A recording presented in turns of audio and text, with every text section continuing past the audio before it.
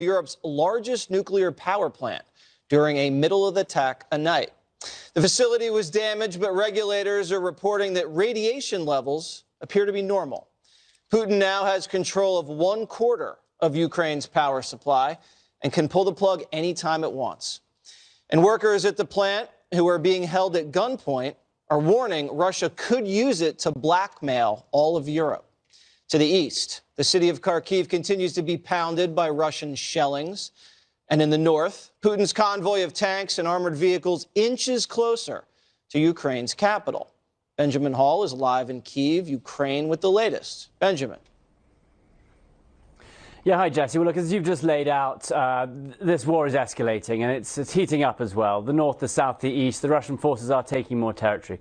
They've surrounded the city of Mariupol. They're moving on the city of Odessa. Kharkiv is being bombed to the ground. And as you say, Kyiv is being approached ever more gradually by the Russians. You know, what we have seen in this conflict, though, is the sheer number of videos that come out. We're able to track this conflict almost as it happens. And there are some incredible videos released almost daily on social media and elsewhere.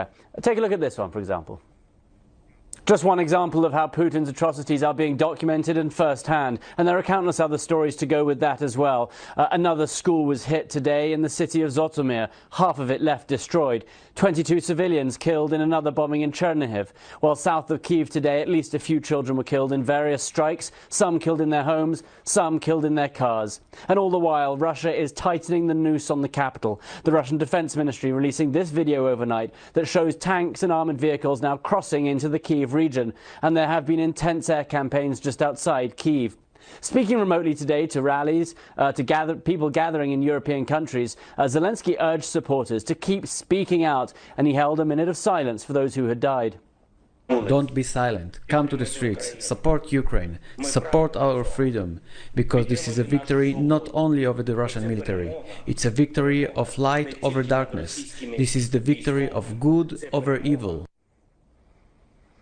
And I can tell you tonight in Kyiv, we've certainly seen more action than we have for the last couple of nights. The thud of artillery, flashes on the horizon, a short gun battle early on. The sense is that Russian forces are moving towards this city, and it's only a matter of time till they start bombing it more heavily or they move in. I can tell you that the streets right now, they are empty. People are prepping, people are ready, the defenses are up. The Russians have made it very clear that if they encounter resistance, they will crush it. Well, they will encounter resistance. The people here are brave, they're motivated, and so we will see that escalation, no doubt, in the coming days or weeks, perhaps. Thanks, Jesse? Benjamin. Appreciate it. Marissa, seeing that video in the beginning of that strike behind the gentleman of the building, it reminds me the American people have not seen this type of warfare. We've seen it in Desert Storm. We've seen it a little bit in Iraq in Operation Enduring Freedom.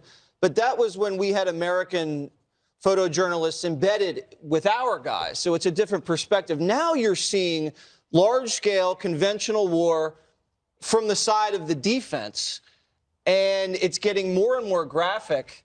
And I'm not sure the American people are going to be comfortable watching this thing as it continues to go on. Do you?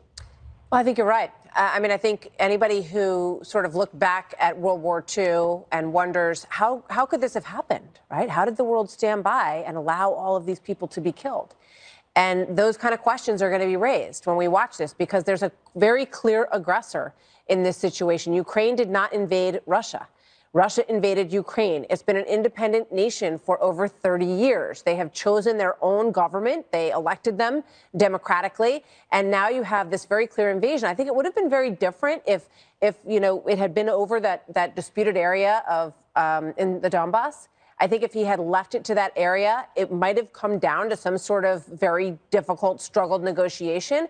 But when he was blocked in that effort, which came as a surprise to even his top generals that he announced the independence of those nations, he decided to encircle essentially the whole country and start attacking them and putting people in situations that we haven't seen since World War II. We've seen it in some of the situations that you just talked about, Jesse. But in terms of Europe, with crumbled buildings and villages that have been there since the 1800s, you know, lying on their sides, it's an extraordinary image. And I think you're right. I think that people are going to become horrified that these people are not getting air cover. And I'm not saying I'm in favor of it. I understand the arguments against it. but it's going to continue to incite a lot of emotional reaction in America.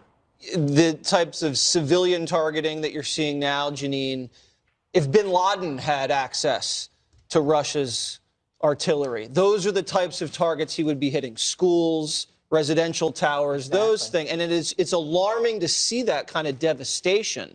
And now he's gone after a nuclear power plant, which makes it even scarier. Well, you know, what Martha is saying is so accurate. I mean, there isn't even a hint of justification on the part of Putin. There isn't any historical, fight going on. There's not a religious fight going on.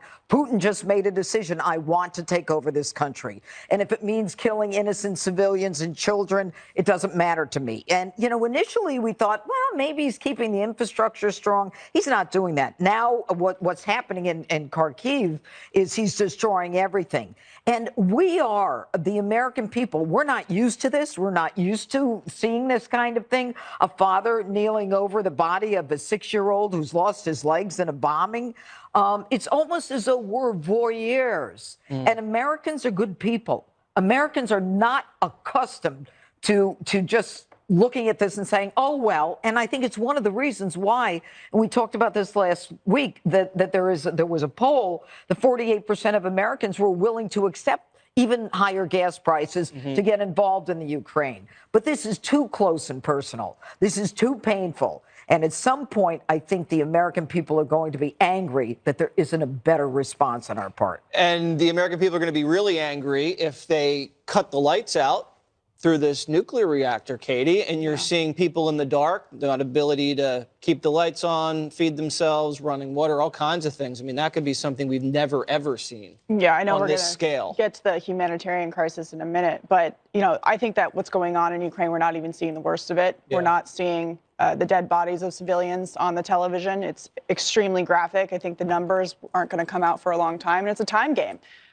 NATO made it clear today that they're not going to institute a no-fly zone. The United States has said the same thing. So the question is, how long can the Ukrainian forces hold off Russia when it comes to what they want to do? And according to the French president, Putin's going to continue to take Ukraine. There's been nothing done so far up to this point, or indications, even with the West helping the Ukrainians, that he plans to turn back. And Martha today interviewed John Kirby, who's a Pentagon spokesperson, and she asked him what the goal was for what the West is doing. And they said the goal is to get Putin to retreat. Well, all indications are that that's not happening. Retreat is the goal? That is the goal, is to repeal the invasion, to make it stop. So far, that's not happening. Again, time will tell. But the most recent example of the way that Putin operates is Syria. Aleppo was completely destroyed, flattened. The photos from Syria, hundreds of thousands of civilians dead as a result of his partnership with Bashar al-Assad. And so given his behavior then and the fact that he didn't really suffer much from the international community, I'm not surprised that he thinks he can do it again. Yeah, it's barbaric, isn't it, Greg? Yeah, I mean, I talked to a Ukrainian MP, and I said, what do you guys want? And this was today, and he said they need to get that humanitarian corridor agreed on so people can get out safely. But Putin doesn't care about that. It has a negotiate. Like, if you agree to that, that actually makes the devastation less devastating and therefore not as urgent to surrender. So he doesn't care about that. So they talk about the no-fly zone. And our fear is you shoot down a Russian jet, that's war. But what the Ukrainians will tell you is it is already war. It's already World War III. And if you don't establish a no-fly zone, then we're going to have a lot of dead people. We're already having a lot of dead people. You're going to have, bless you, dear. And I'm sorry, I lost my train of thought. The no-fly zone. Yeah, so the no-fly zone. So here's the problem. We can't push this narrative of Ukrainian fighting back heroically, and it's an amazing, it's the little guy versus the big guy, and then we don't help them out. We can't pretend to be their bodyguard and not agree to this. In fact, in many ways, we are complicit in this. Like, we used Ukraine to annoy Russia, and the Ukraine used us to protect them. So now we're in a situation where we're saying no to a no-fly zone, and we're sending Kamala there. These are not moves a person would make who's intent on winning a war. And I go back to the first thing I said, which is that who does Ukraine matter more to, Putin or the United States? It's obviously Russia. He's willing to destroy his own country, right? He's essentially creating a civil war. He believes Ukraine is part of Russia. Right. So in a sense, he's attacking his own country. And now that we call him a war criminal, which you could argue who he is, and it's a good point, there's no way he can lose, because if you're a war criminal and you lose, then you die. So the war criminal has to win. So that kind of language means he's going all the way to the end. Yeah. There's a goal amongst the Ukrainians to convince the elite Russians in these top circles that they need to save Russia from Putin. It's not about Ukraine anymore. It's about you need to save your country from Putin, because he's literally taken a fairly large country and he's shrunk it.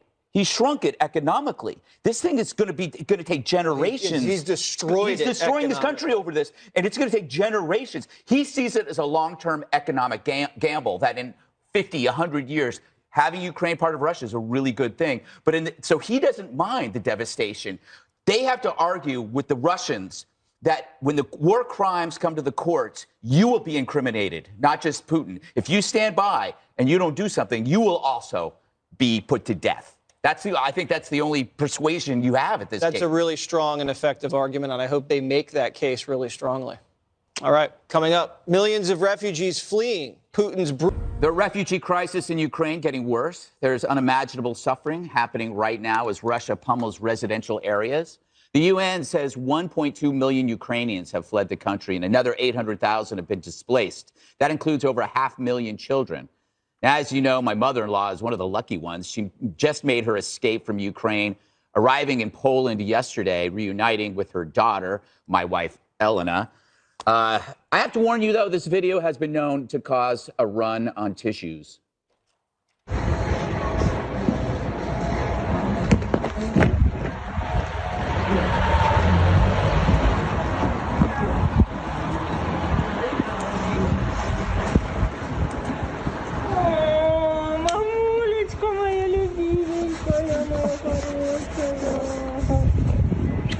Моя, слава Богу.